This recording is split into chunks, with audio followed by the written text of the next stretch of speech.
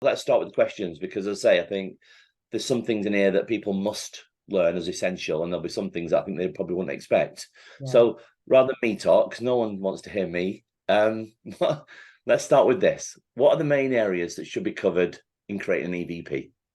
Okay, so there's five key components in five standard key components. So you've got your remuneration, you've got your benefits, you've got your career development plans, your culture, and your ED&I. All of Okay. those are the key components of your EVP.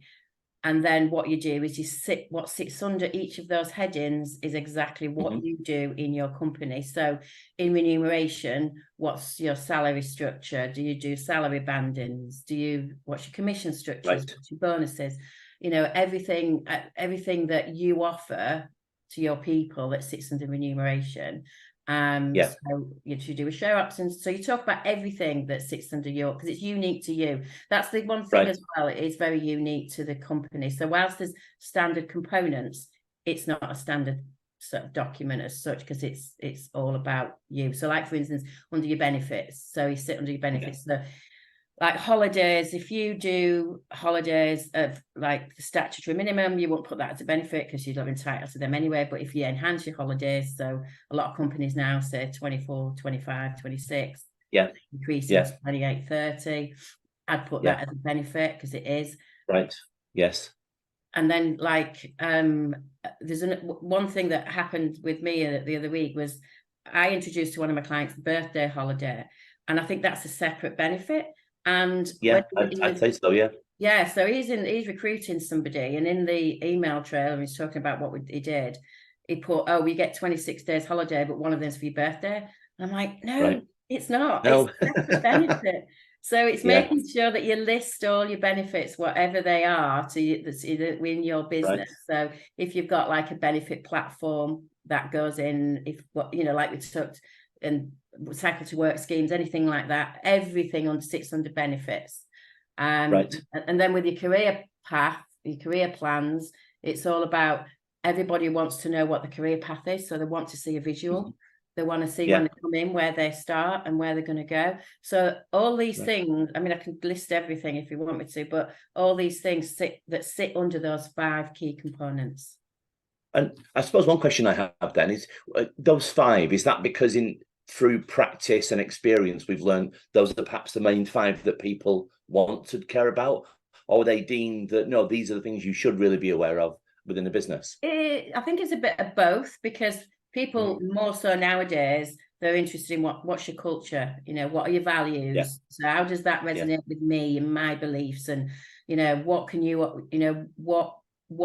offer me? Why should I join your company? So these are all the things that people want to know about. So yeah, they are, you should have them, but also it's what people are looking for. Right. Okay. And then I guess outside of that, what should other companies be considering? And outside the EVP, or think of considering other than the EVP? What, as well, to add into the EVP? So if you like, because I guess precisely. Because I guess looking at it, I can see. Well, let me tell you where my head is with this. When I came to the recruitment table, we were given a phone, we were given a set of contacts, and they were said, if you do this, you'll get 3 or 4 things, and you'd be on a car target, you would have a commission structure. Pension wasn't even around then in that particular company. There wasn't any other particular benefits. There certainly wasn't, as hopefully later on we'll get to show what one particular company is doing particularly well, I think. And I was always curious as to what then made, as you say, that culture, because we thought we had quite a strong culture. And I guess it's really what else then should companies be thinking of when outside or when creating an EVP for themselves? So when you talk about culture, it's things like understanding what your values are, what your how your business strategy, your mission, your vision link to the person's role. So and like, what's your leadership style? Have you got like a flat structure, or is there a hierarchy, and all of these Right. are all elements of your culture. And it's interesting actually, because I was doing an EVP with somebody last year, and he was saying to me, right, this is what I want my culture to be, this is what I want it to look like, and Yeah. listing all these things. And I said, well, that's brilliant, but that isn't your culture right now. So let's No. create your EVP around your current culture, and then as we develop it later on, we'll cut. So it is all these things that are relevant to a particular business. And I think that also, in addition to the 5 components, there's other areas. And I was having this conversation with somebody recently, because we'd done an EVP on the 5 components, and they were saying, what can we add now into that? So we looked at other things that they do well. So communication, that's something that's now part of the EVP. And I think communication is an interesting one, because I do a lot of one-to-ones, I do a lot of exit interviews, and a lot of the time they say the communication is really poor. So and it is in a lot, and it could be that a company of 5 people, it could be a company of 50 people. But if you've got really strong communication, and you're delivering this business strategy, and you're doing business updates, and you're really in tune with your people, then that's part of your EVP. And I think everything that you do well, add into your EVP. So if you give your people a voice, if you allow them to, if you empower your staff, that should form part of it. If you've got really good systems in place, so if your systems really help with performance, put that in your EVP. If you've got, I know, like somebody in recently, they implemented 2 new systems, and it created havoc in the business. It impacted on performance. So but if you've got really good systems, that should also form part of your EVP. And team collaboration, all the things that everything that you do well should be in your EVP. Yeah, and I think we always used, I guess we always used the things that we would say, why would somebody want to come and join us? And we use that for our recruitment. And that's the main reason we'd use it. So come join us for these reasons. And it's not just because you earn a lot of money, because that's what recruitment tended to be, and still can be in some cases. But also, I guess, when you're facing challenges from retention as well, when you get some people and go, well, why are you going to X recruitment or Y recruitment? But when here you've got all of this, and it normally tends out to be a management issue, which is something you can't manage, but boy, it is. As part of the questions, Tina, we've got this. Is there then? I mean, by the way, we keep saying EVP. I guess for those that are not familiar with this, it's employee value proposition, isn't it? So it's what really makes it worthwhile for those people to be part of that company and stay there. Sorry, go ahead. Well, you can call it. So a lot of people call it EVP, but when I created one once, we called it the people promise. Then another one called Why Choose Us. All these different, you can call it whatever you want to, but it is your EVP. Right. I see, right. Well, on that then, because there's different ways you can call these things, is there a standard template then that people can go, stick to these 5 and we'll work that way? Is that how you would normally advise on those things? So that there isn't a standard template as such, but there are the standard components, because everything is it's all about you, what you stand for. So you've got your standard components, but what sits under that is what your business is all about, and what you stand for as a business. So why are we, like you were saying before, why would people come and work for us? Why are we a good place to work? All those things. That's what you put in. So not such a standard term. Actually, I did once get asked that question. We were talking about the EVP, and this ops director said to me, have you got a standard template you just give to all your have you got a form I can fill in? I was like, no, it's about you. Absolutely. Okay. One of the Power Hive partners, Mike Smith, has very fortunately in the past, he's opened and ran in excess of 50 plus contract businesses around the world. And he's always been very cautious at things that he brings in that are new. And in some cases, certainly it's a business model, he's been like, well, this might take 6 months to actually land in the business. So you've got to be careful how you introduce these new things. So again, one of the questions that I'd like you to just answer, if you can, is how do we as a company then, or any company, ensure that their value proposition can be embedded into the business? Because as you say, that can be as wide and broad as a person dares to dream as to what they want that to look like. But how do you bring all those things into the business and make sure they're embedded in them? Well, I think what you have to do is make it completely relevant, right? So, like I was saying about that guy earlier, this is what I want my culture to be. If it's not your culture, it's not relevant. So it has to be relevant to your business. You have to constantly communicate it. So you talk about it. So you're bringing it in. It's a moving document. It doesn't stand still. It's not something that you create and then leave to one side. So you talk about it in one-to-ones, you talk about it in team meetings, if you do town halls, you talk about it there. Your board, your leadership team should have it as an agenda on the board item, as an item on the board agenda. It's that much you're living and breathing this EVP. And it takes time to get the buy-in, but if the leadership team are saying the right things and they're bought into it, because they're really the ones that create it, then that will build the confidence for the rest of the team. And as long as it resonates with them, it's got to resonate. Yeah. And I guess obviously, again, later we'll hopefully, I have one slide, which I talked to you earlier about, where we can perhaps show one particular company's approach to this. And I think it's quite impressive. So I think it'd be worth sharing to some people. But when we, again, I'm just harking back to my own businesses, it always tended to be focused around money. It's like, why would you come join here? Why would you join recruitment? Because the commission structure is good. It's like, well, if you really looked across the businesses, across certainly the industry that I'm familiar with, commission structures aren't that different. The earning potential tends to be in the same ballpark, give or take, exceptional performance and very poor performance. But on average, it tends to be in the middle.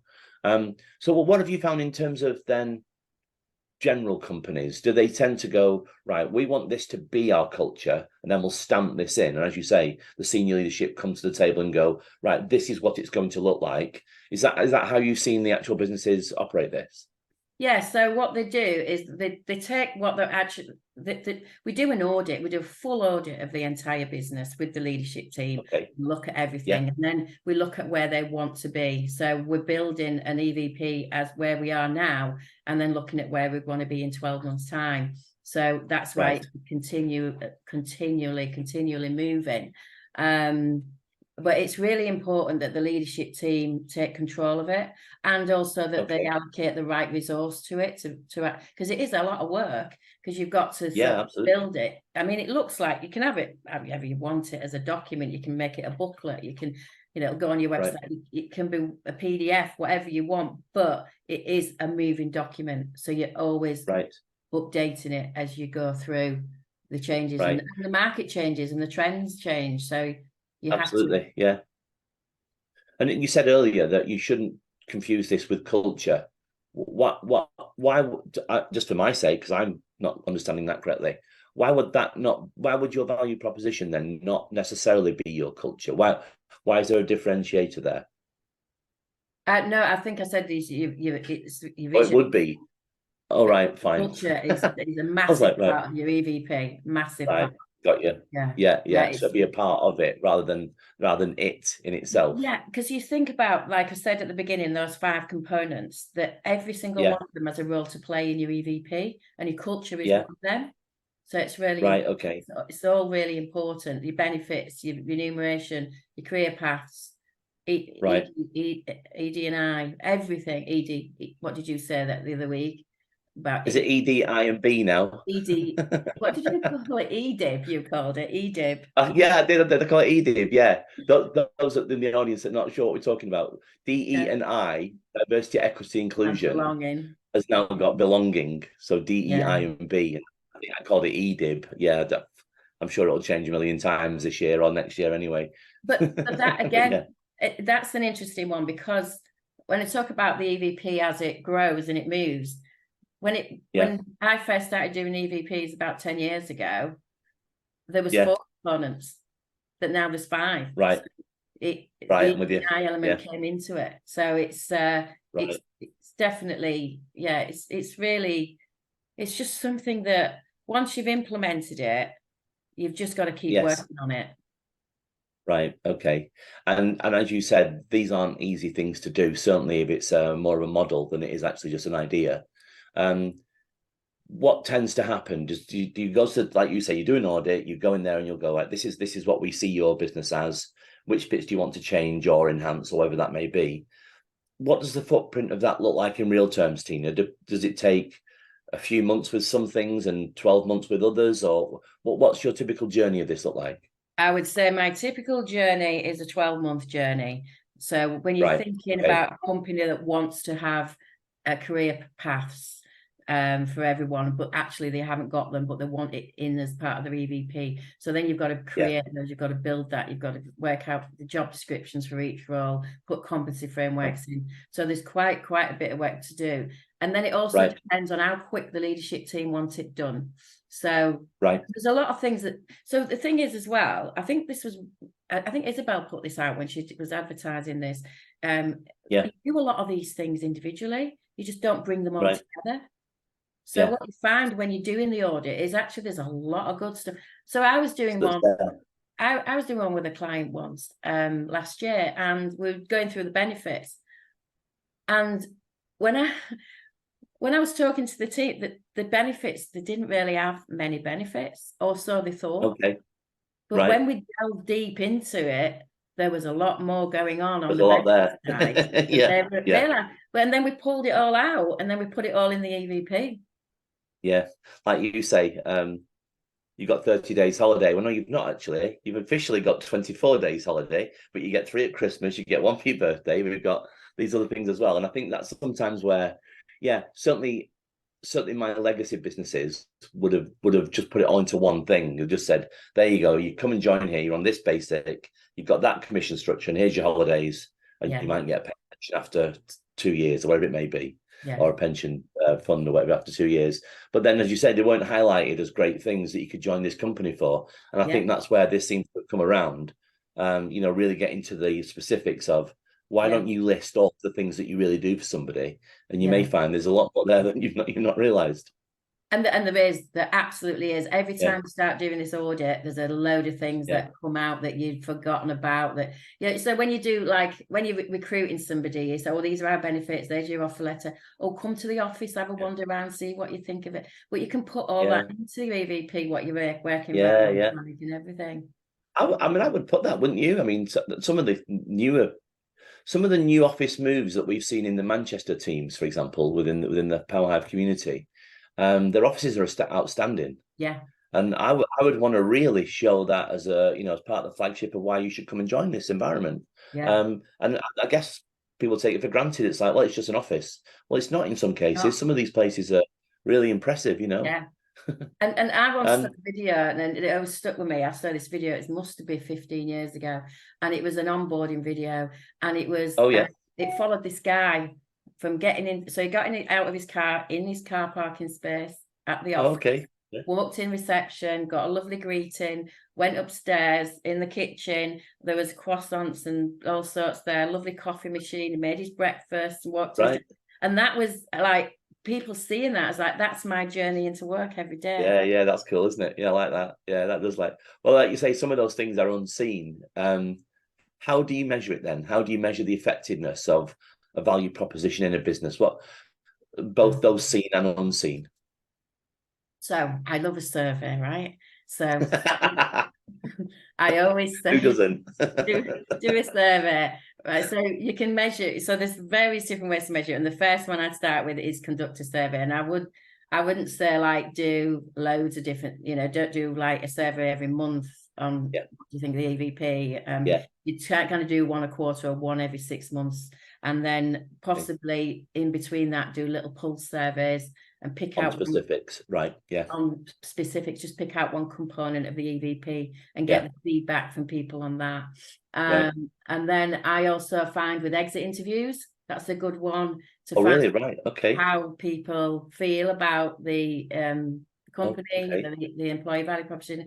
And also because I like to do exit interviews like the day after they've resigned, so that they're quite emotional and they're quite honest. They might change their mind in 3 weeks' time, but it gives you a lot of feedback as to what's happening with your EVP. Well, that's interesting. Yeah, it is interesting. And what do you do? Do you sorry to interrupt you then, but does that when you tend to drill down and go, well, look at all these 20 great things here that we have here, and they go, I didn't know we had them, or we didn't know they had 10 of them, or we didn't use any one of those, they didn't work.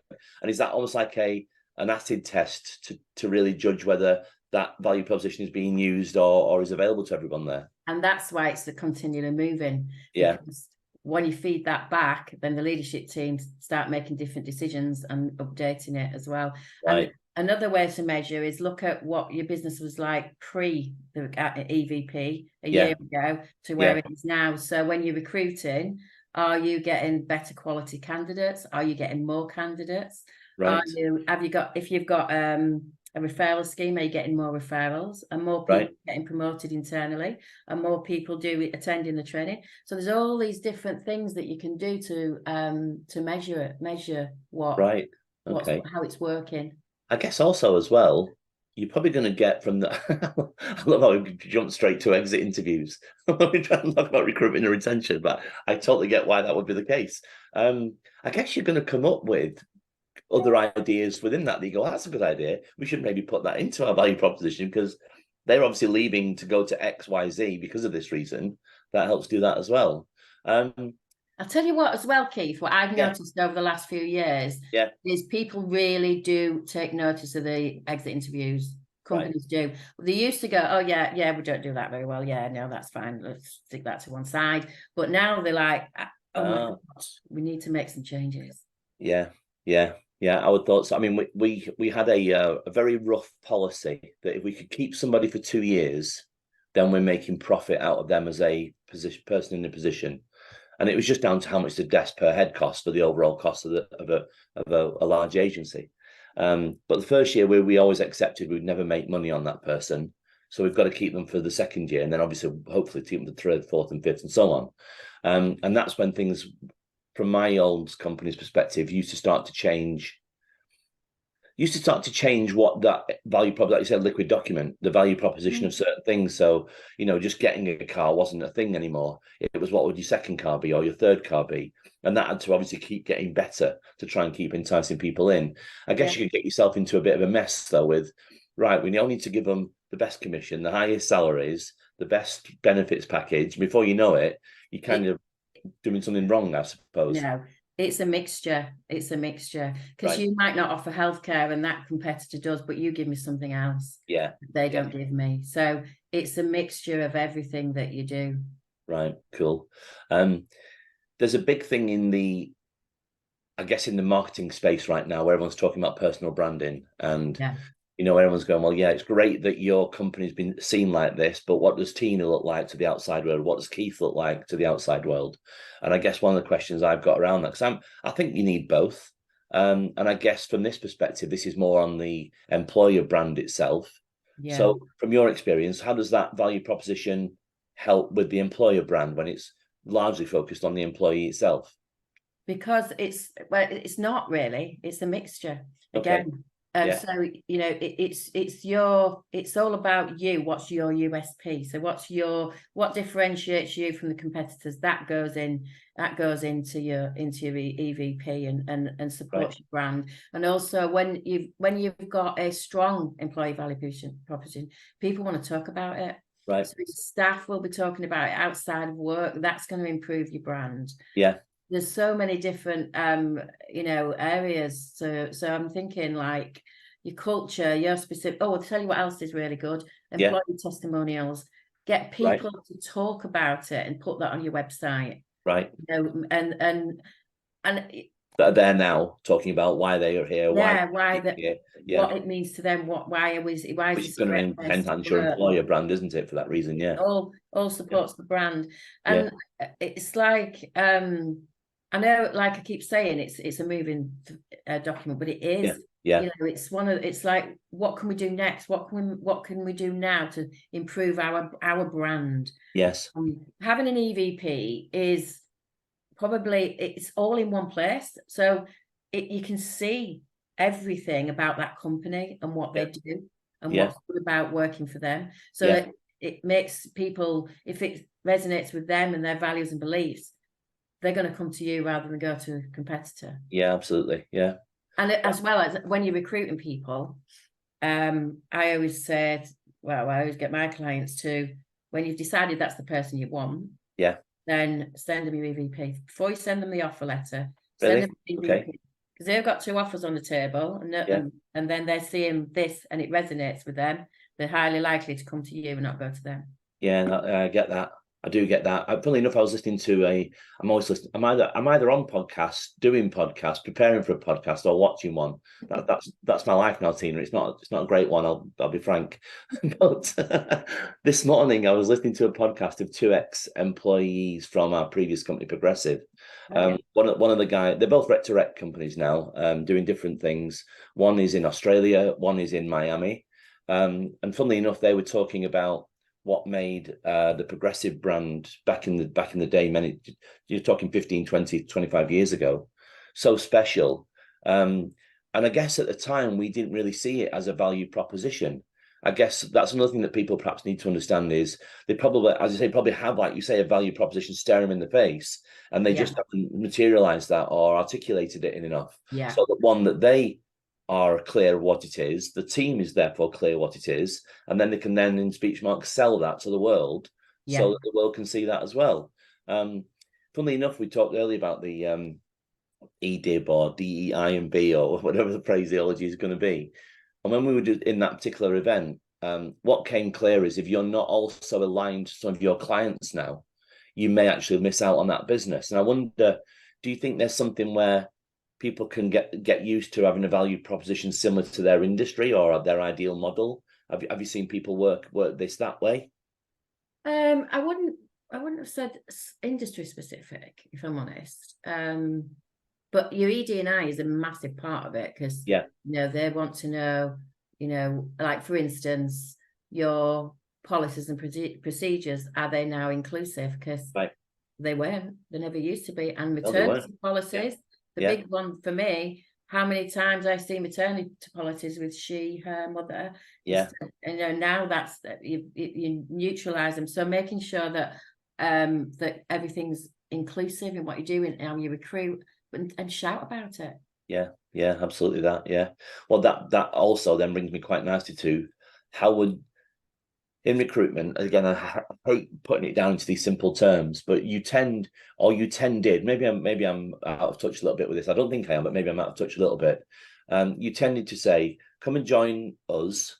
This is our great office. This is our benefits package. This is a compensation. This is the culture. Here's a list of X, Y, and Z's paychecks to show that this is true, that this is the kind of money that you can earn. And then when you go to another ABC recruitment or DEF, you'll get the same kind of pitch. So how can a recruitment business, if you like, start to differentiate then what their value proposition may look like to another recruitment company who's trying to actually entice people for the same reason, which, to cut to the chase, is stay as long as you can in us with a career, you'll earn a load of money, and then the business gets successful and we grow. So how do you kind of differentiate that, or how can a company perhaps differentiate that? Well, you've got to look at what's unique to you, haven't you? And I think your culture. You see, you can't. It's your culture isn't tangible, is it? It's not. No. You've got to. That's what's important. If you can get the culture that's right for the people that you're trying to attract. So that you think about what type of people do we want in our business and benchmark when you're recruiting against that. And then make sure that you're bringing in the right people to fit in with the type of people you want within your business, and then everything else tends to fall into place. Right. We have some teams that are very female led. We have some that are very still lads culture, and again, you get a very different perspective when you look at the value proposition in those companies.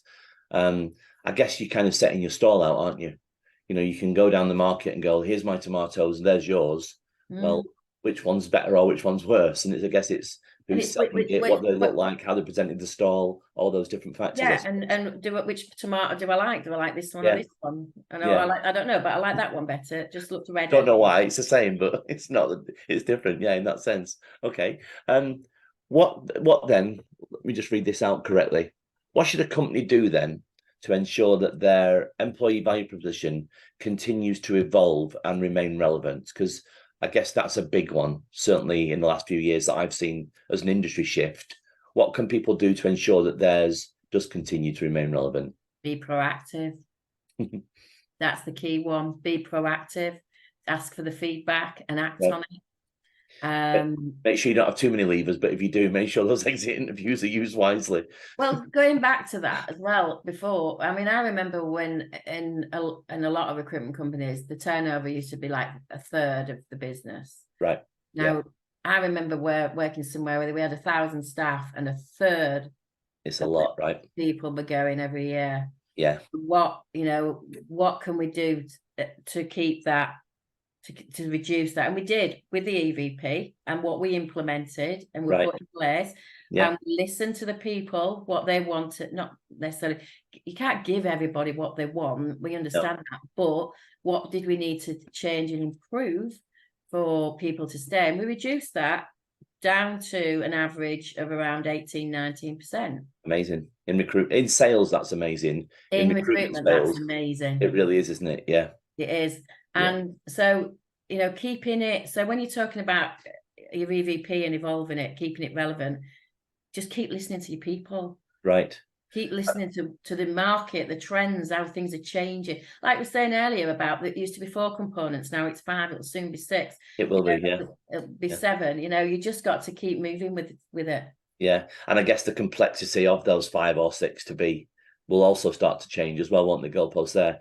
Do you remember, you probably will remember this more than most, I suppose, I hope so anyway. You used to have all these kind of you call them awards companies. You need to get Sunday Times top Fast 100 or Virgin Fast 100 and top Sunday Times top something or whatever. I can't remember. Yeah. But one was called Great Place to Work. Do you remember that? Yeah. Best Place to Work, it was called. It was Best Place to Work. There's also Great Place to Work as well. Yeah.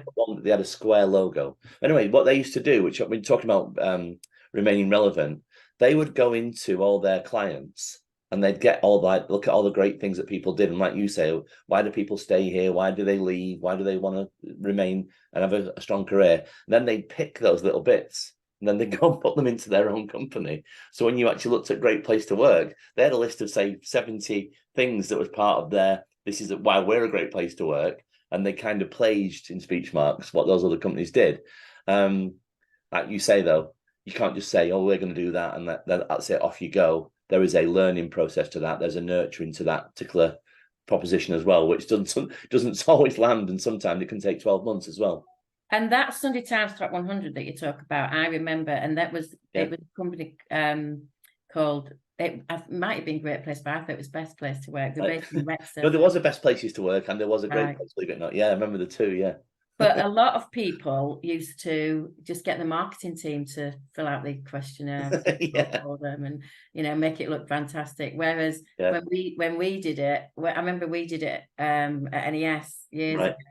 And first year, okay, because we did it real. It was like come into the business and talk to the business and the people. And then we could see the difference as the years went on. It got better and better and better. Yeah. Can I ask you then, because you just going back to a couple of sentences ago, you said that you were operating around a third of staff, which was normal for the industry, and in some cases, some companies were much worse than that. And then you managed to get it down to, as I say, 18-19%. Was there specific things that you added to it, or was it more about communicating that message more clearly, or both those things? How did you manage to make that shift?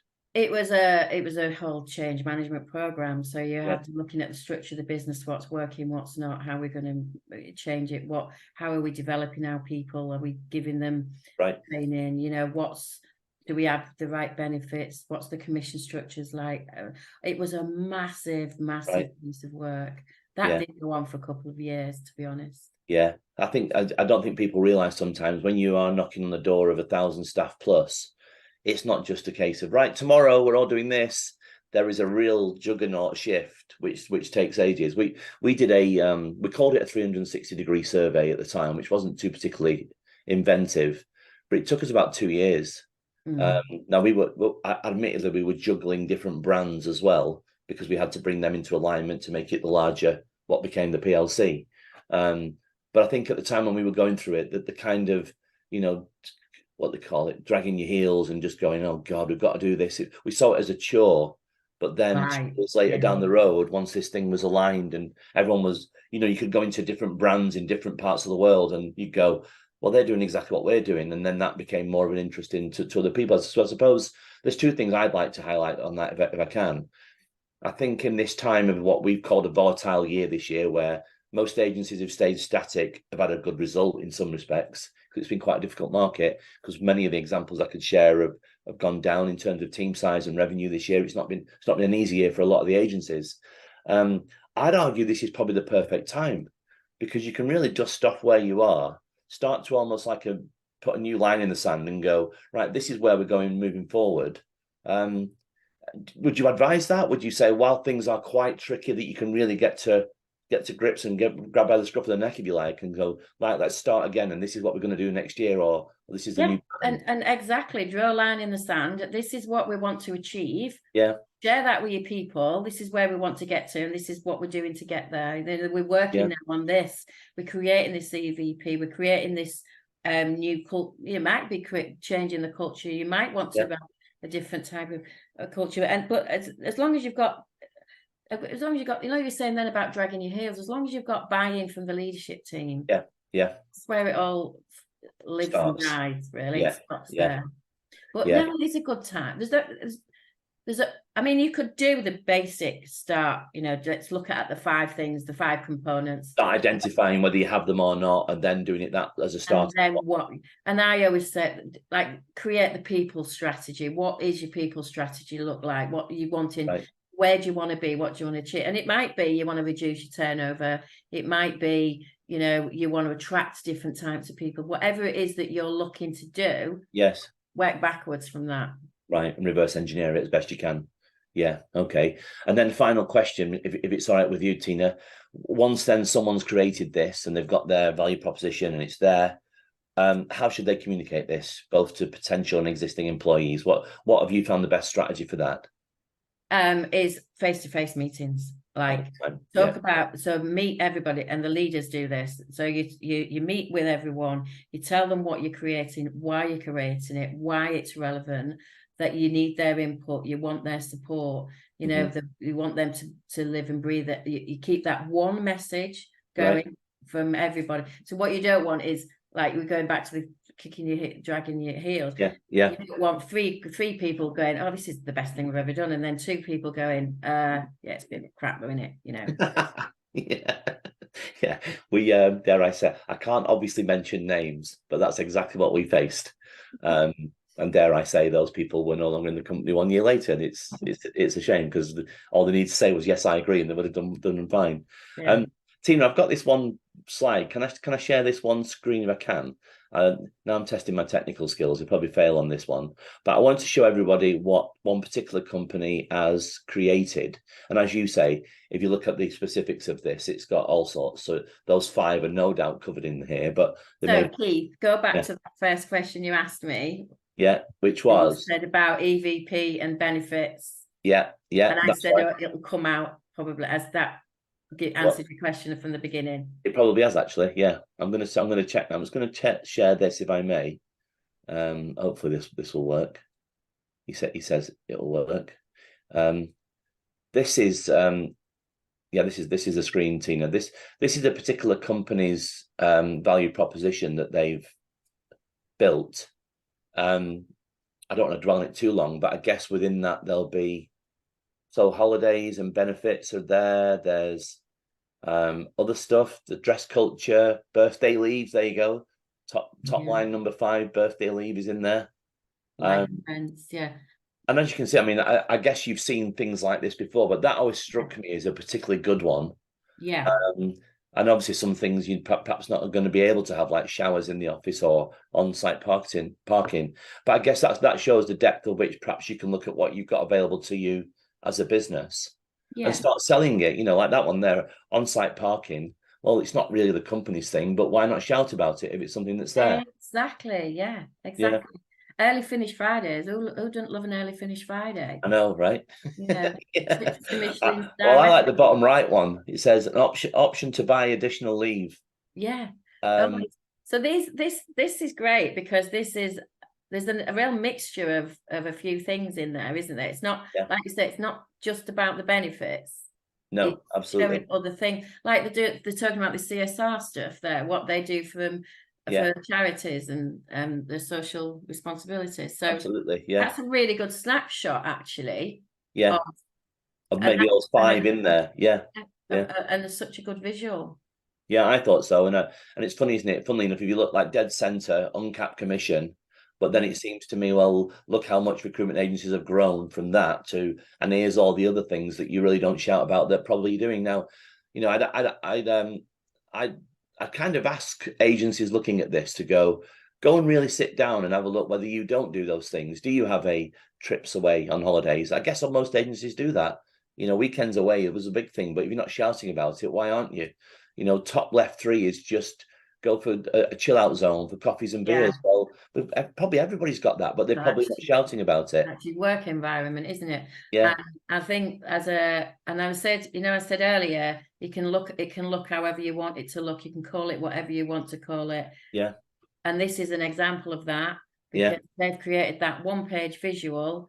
Yeah. That's how I mean, there'll be a million things that sit behind it. Absolutely. But that's what we're sharing with the world. Yeah, I loved it when I first started. So when I started thinking about this, and I thought when we're going to talk about this, I remember seeing one, and it was about a year ago. And I thought, if I can just find it, and that was it. I was very impressed by the fact they put all that stuff there.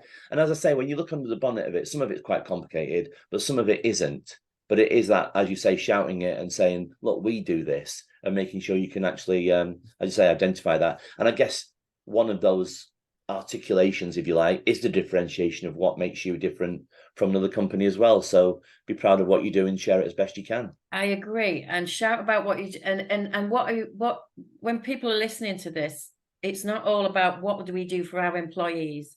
It's also what we're about. Yeah. Business. And it's like this is what we like when we called ours the people promise. This is what we'll offer you. This is what we expect in return. Yeah. It's not just about giving. It's about it's about both parts of the business. Yeah, I totally agree. Tina, thank you for joining us today. Thank you, Keith. As I say, I'm conscious in the past week how difficult this has been for you in life. To come on there and talk about these things which you do every day. I know it's well, one, I thank you anyway, but thank you for doing it in the first place, but specifically this week. Tina Holt, North Star and JTHR, thank you very much.